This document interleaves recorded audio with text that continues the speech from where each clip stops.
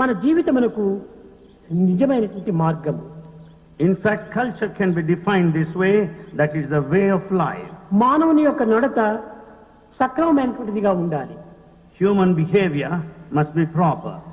పరులను నొప్పించక తాను నొప్పక ఈ విధమైనటువంటి యొక్క సర్వ మానవులకును శాంతి భద్రతలు అందించేటువంటి యొక్క సౌభాగ్యంతో కూడినటువంటిది భారతీయ సంస్కృతి.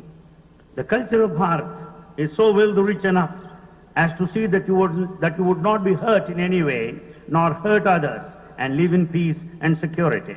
కానీ భారతీయ సంస్కృతి అనగా దీనికి అనేక రకములైనటువంటి ఒక అర్థములను ప్రబోధించి ప్రచారం సలిపి సత్యనిత్యమైనటువంటి భారతీయ సంస్కృతి యొక్క సత్యస్వరూపాన్ని మరుగుపరుస్తూ వస్తున్నారు.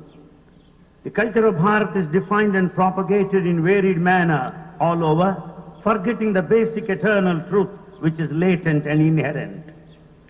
సర్వ మానవుల యొక్క సౌభ్రాతృత్వాన్ని అభివృద్ధిపరిచి సౌమ్యను సాధించి సమత్వాన్ని ప్రతింపజేసి ఆనందాన్ని అందించేటువంటిదే భారతీయ సంస్కృతి.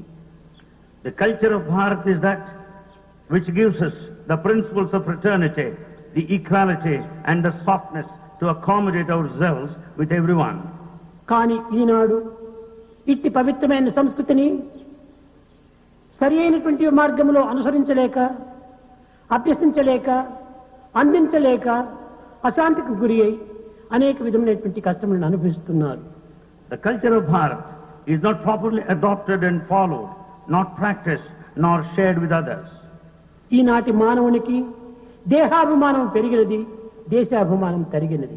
And today in modern man you find attachment to the body more than the attachment to one's own country. కుతంత్రం పెరిగినది, పరతంత్రం తరిగినది.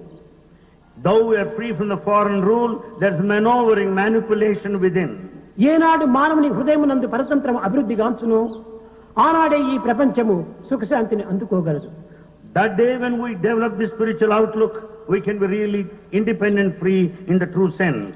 దైవ భావం అనేటువంటిది హృదయములో నాటుకొని పోవాలి. The godly feelings must be imprinted in heart. ఈనాటి దేశంలో ఈ అశాంతికి మూల కారణమేమిటి?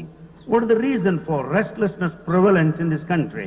పాప భీతి లేని పామరత్వము పట్టి దైవ ప్రీతి లేని దాని పట్టి మానవత్వమనగే మానవులందున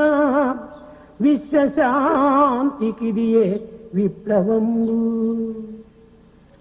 We are steeped up in ignorance that we have no fear of sin, we have no love for God, and the human quality is lost.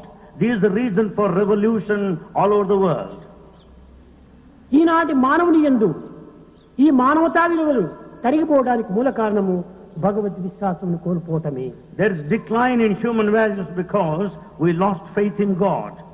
పాప భీతి ఉండవలసినటువంటి ఈనాటి మానవుని యందు పాప ప్రీతి దైవ భీతి అనేటువంటి విరుద్ధమైన మార్గమును పెంచుకుంటూ వస్తున్నారు. Instead of fear of sin, we started to love sin, committing sin, and we are afraid of God. త్యాగం అనేటువంటి భావమే మానవుని యందు శూన్యమై ఉన్నది. There is no iota of sacrifice in man. త్యాగ భావంతో కూడినటువంటి రాజనీతి, ప్రేమ భావంతో కూడినటువంటి దైవ ప్రీతి ఈ రెండు కూడాను మానవునికి అత్యవసరం. Therefore man requires the principles in practice with the spirit of sacrifice and love towards God.